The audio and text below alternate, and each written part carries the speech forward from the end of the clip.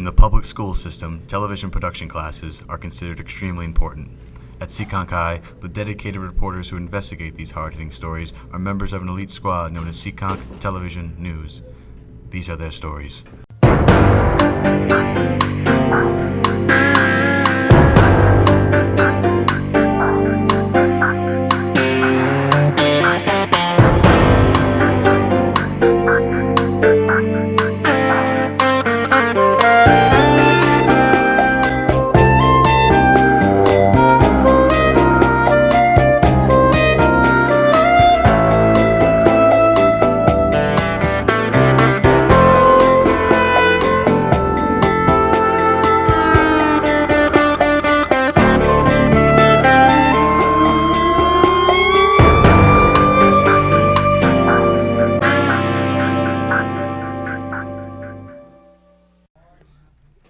Welcome to Seekonk Television News. I'm Matt Tortolani and this is my co-host Spencer Dowdy. We'll be bringing you the latest news and information for the SHS community. With a new year comes all kinds of new topics about students, faculty, and the events of the week. These past few weeks have been very busy. Joining a group, team, or organization can be one of the best parts of the high school experience, but doing so should never put someone in harm's way. Hazing is often a hidden but serious problem. A recent study concluded that more than half of students who join a sports team and other student groups experience hazing. In Seekonk, administrators are trying to address the issue by having coaches and club leaders speak to their students about hazing.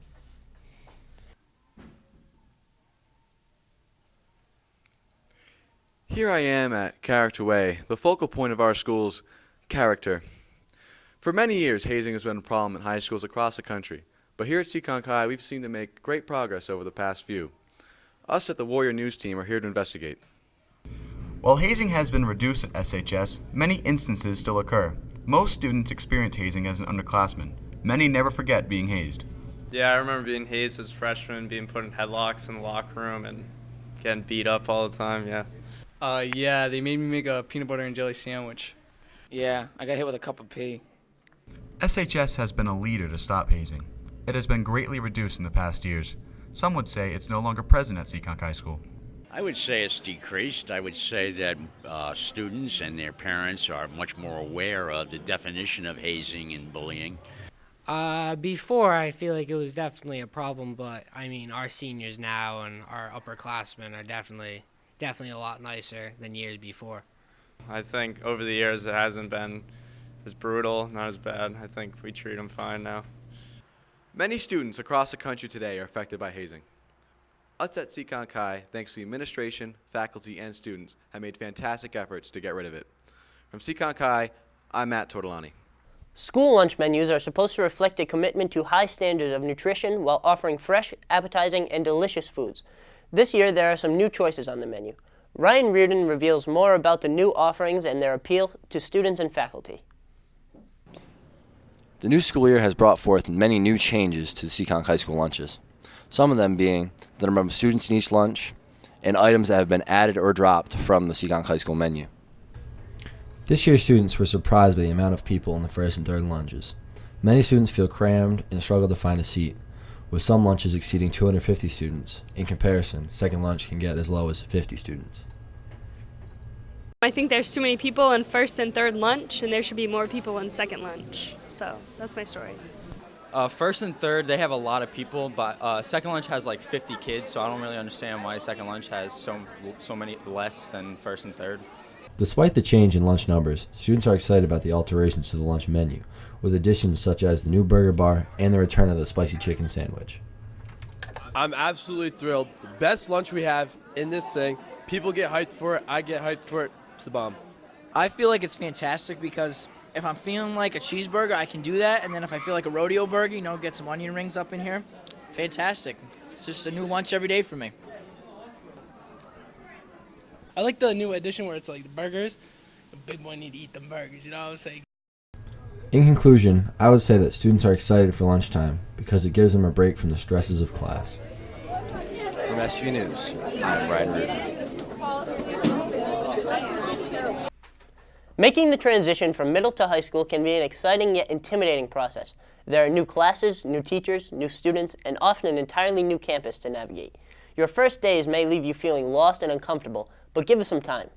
Every big change requires an adjustment period, and at SHS, there's plenty of support from upperclassmen and teachers who want you to feel welcome.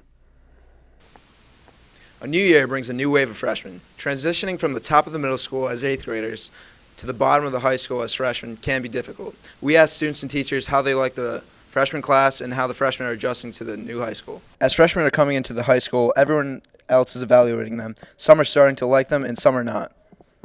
They're a bunch of characters, all right, but most of them are my size, so it makes me look big and tough, so I don't really care. Ew. They're pretty cool.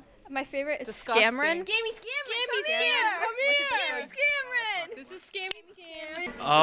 They're kind of annoying. Not a big fan.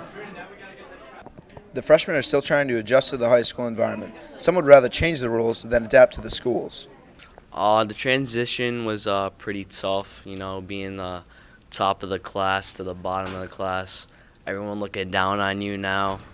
But nah, some of the older classmen are pretty cool, but yeah. I mean, it starts off slow, it starts off rough, you don't know what you're doing, but then after a while you get used to it. Everything works out at the end. I like high school. I mean, it's better than middle school. That's all I have to say. And what I would have to change about, no homework. That's all, really. And, yeah, shorter hours. It seems like the freshmen are moving into the new school well. Hopefully the rest of the year goes by smoothly. From STV News, I'm David Holden.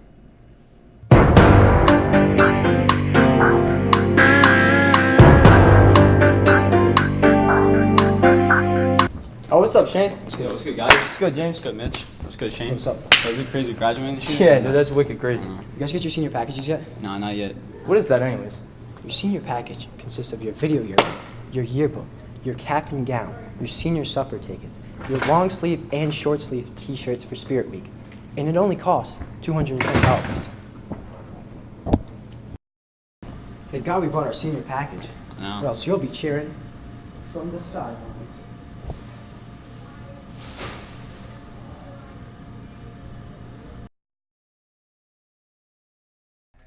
Students who are involved in high school and around the campus generally perform better in the classroom, network better, and tend to enjoy their academic experiences more. At Seekonk High, there are a lot of choices of clubs and teams to join, but it's important to choose an extracurricular activity in which you have a genuine interest and are willing to delve into wholeheartedly. Allie Silver reveals some of the choices available to help you narrow it down.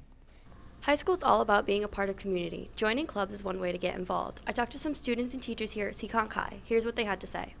I'm a part of Speak, and I'm an exec board student council. I'm on my class council, I am on the AV club, and I'm probably going to be joining the math team. There are lots of clubs to join in Seekonk High, such as Book Club, Science Club, and Model UN, just to name a few. What is Key Club? Key Club is a community organization here that we have at the high school. We basically perform community service. However, it's much more than that. We do tutoring, we do the annual Easter egg hunt, we do Babysitters Club. It's so much more. What is the Portuguese Club? Olá! The Portuguese Club is a gathering of students that are learning Portuguese. They can enhance their Portuguese skills and learn a little bit about the Portuguese culture and just come and hang out and have a good time. Well, I'm not in a club yet, but I would like to start Bible Club with Mr. Wills. If you wanted to go about starting your own club, here's how. Any student can start a club that they want. They just need to have an idea for a club, kind of a little write-up, maybe a paragraph about what the club is for, what it'll be named, and they have to find a faculty advisor to actually help run the club. And then they submit that to me, and I consider the club. I talk to the proposed faculty advisor, and then they go from there. Listening to announcements will keep you informed on club information going on in school. There are plenty of clubs to join in Seekonk High. It's all about finding the right one for you. From STV News, I'm Allie Silva. I'm sure many of you have heard about Hurricane Harvey, Irma, and Jose. Kenny Boardman has made a report documenting the damage dealt by these hurricanes and how to prepare for one that may come near you. Good afternoon, Seekonk. I'm Kenny Boardman as your weatherman for the day. I'm sure many of you have heard about Hurricane Harvey and the destructive effects it's had on Texas and the Caribbean islands. It was a Category 4 hurricane that caused $190 billion in damage, and a total of 71 people have lost their lives. This hurricane was absolutely devastating and went down in history as one of the most damaging hurricanes in the U.S. to date. Before we report on Hurricane Irma and Jose, we need to know what the categories are.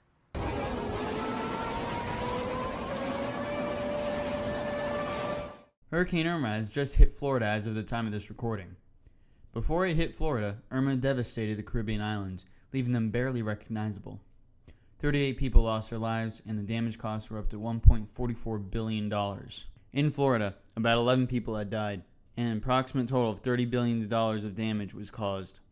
6.2 million homes were destroyed, leaving millions of families homeless and many still stranded being saved by rescue workers. It is expected that Irma will die out while going northwest up Florida and the states upwards.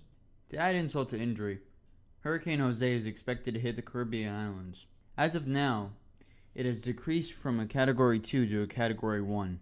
However, it is still possible that this hurricane could have some damaging effects on the already beaten Caribbean and possibly the East Coast.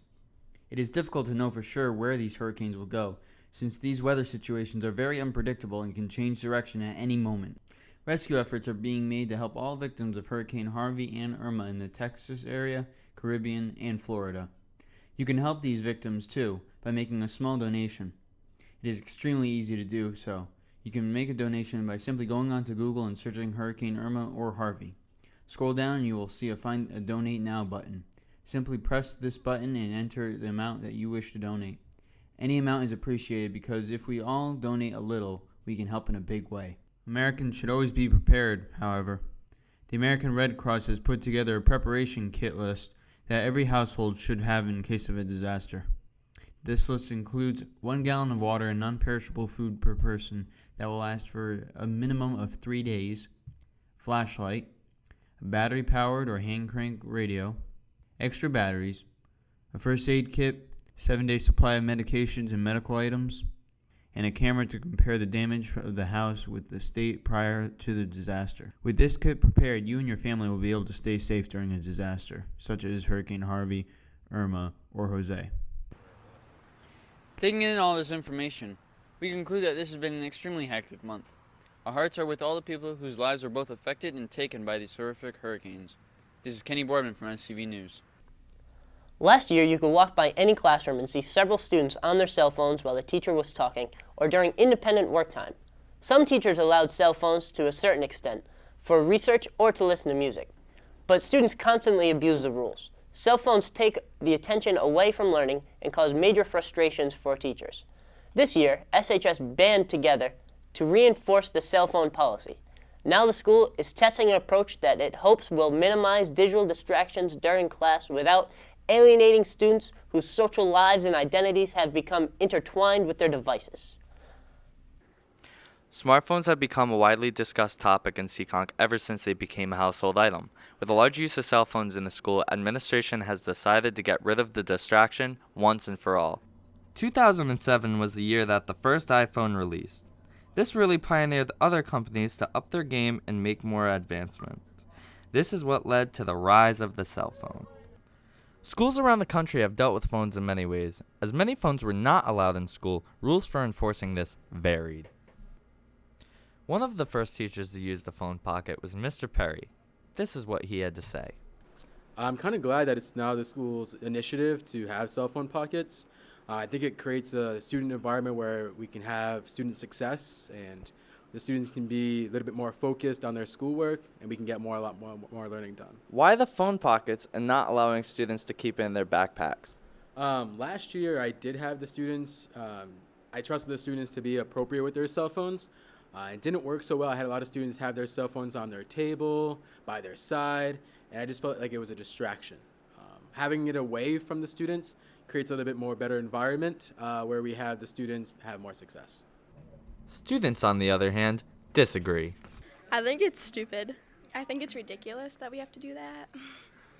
Whether students like it or not, they have to put their phones in the pockets. Dr. Jones enlightened students why this is beneficial for them to do this. The pockets seem to be an easy way to kind of control that issue, because often we find that students are looking down at their phones, they're using their phones for different things while the teacher's instructing, or even during group work when they break off, they sometimes see that as an opportunity to take a look at those tweets that they might be getting, those messages they might be getting, those snaps that they might be getting, just to check things out, and they lose focus on what they should be focusing on. Phones proved to be a distraction on multiple occasions. Students are just going to have to deal with a new set of rules. From STV News, I'm Zane Propetier.